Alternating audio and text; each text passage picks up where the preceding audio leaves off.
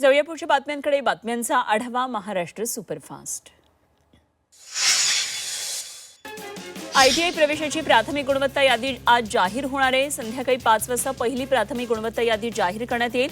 विद्यार्थ्यांनी वेळोवेळी संकेतस्थळाला भेट द्यावी असं आवाहन संचालनालयाकडून करण्यात आलेलं आहे. शैक्षणिक वर्ष 2026-27 अंतर्गत मोफत पाठ्यपुस्तक योजनेतील 1ली ते 8वीच्या विद्यार्थ्यांसाठी 96.58% पाठ्यपुस्तकांचा पुरवठा पूर्ण झालाय. मागवलेल्या 5,37,61,286 प्रती शाळांपर्यंत पोहोचवलेल्या आहेत. राज्यातल्या 8 शहरांमध्ये अत्याधुनिक मराठी विकास केंद्र होणार आहेत आणि पुढच्या वर्षभरामध्ये 8 शहरांमध्ये अत्याधुनिक मराठी विकास केंद्र उभारली जातील अशी घोषणा मराठी भाषा मंत्री उदय सामंत यांनी विधानसभेत केली. महिला शोषणाच्या पार्श्वभूमीवर राज्य सरकारनं महत्त्वपूर्ण निर्णय घेतलाय. कॉर्पोरेट क्षेत्रातल्या महिलांच्या सुरक्षिततेसाठी विधिमंडळाच्या दोन्ही सभागृहातल्या महिला सदस्यांची विशेष समिती स्थापन करण्यात येणार असल्याची घोषणा मुख्यमंत्री देवेंद्र फडणवीस यांनी विधान परिषदेत केली. महिला प्रवाशांच्या सुरक्षेसाठी मध्य रेल्वेच्या सुरक्षा दलानं यात्री ॲपद्वारे SOS सुरक्षा सुविधा सुरू केली आहे. 23 जूनपासून ही सुविधा उपलब्ध झाली आहे आणि आपत्कालीन परिस्थितीमध्ये महिला प्रवाशांना थेट रेल्वे सुरक्षा दलाशी संपर्क साधून त्वरित मदत मिळणार आहे.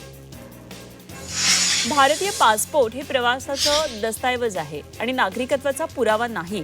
MEA कडून महत्त्वाचं स्पष्टीकरण देण्यात आलंय. भारत सरकार पासपोर्टला नागरिकत्वाचा पुरावा न मानता केवळ प्रवासाचा दस्तऐवज मानलं जातं.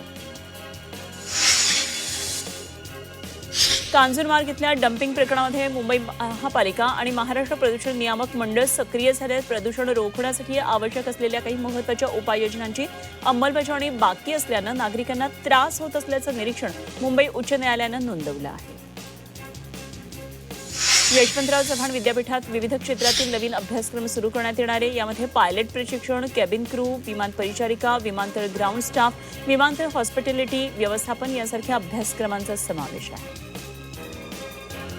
मध्य रेल्वेवर AC लोकलच्या 10 अतिरिक्त सेवा सुरू करण्यात येणार आहेत. या नव्या सेवा स्वतंत्रपणे न चालवता विद्यमान non-AC फेऱ्यांच्या जागी चालवण्यात येणार आहेत अशी माहिती अधिकाऱ्यांनी दिली. मुंबईत दाखल झालेल्या पावसाचा सकारात्मक परिणाम मेट्रोच्या प्रवासी संख्येवर झालाय. महामुंबई मेट्रो संचालन मंडळाकडून चालवण्यात येणाऱ्या metro 2A, metro 7, metro 9, metro 2B या मेट्रो मार्गिकांवरून 3,58,117 प्रवाशांनी प्रवास केला आहे.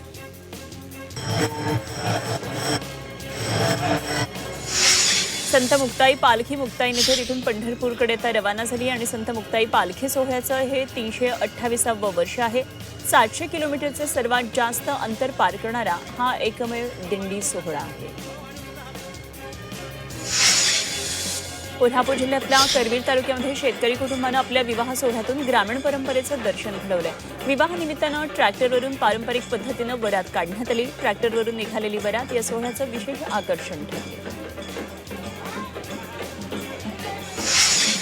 लखनौ अग्निकांडानंतर भंडारा नगर परिषदेची धडक कारवाई झाली आहे. शहरातल्या व्यावसायिक इमारती आणि ट्युशन क्लासेसची अचानक तपासणी करण्यात आली. फायर सेफ्टी आणि फायर एक्झिट नसलेल्या इमारतींना नोटिसा बजावण्यात आल्या. 7 दिवसांमध्ये त्रुटी दूर न केल्यास दंडात्मक कारवाईचा इशारा देण्यात आला.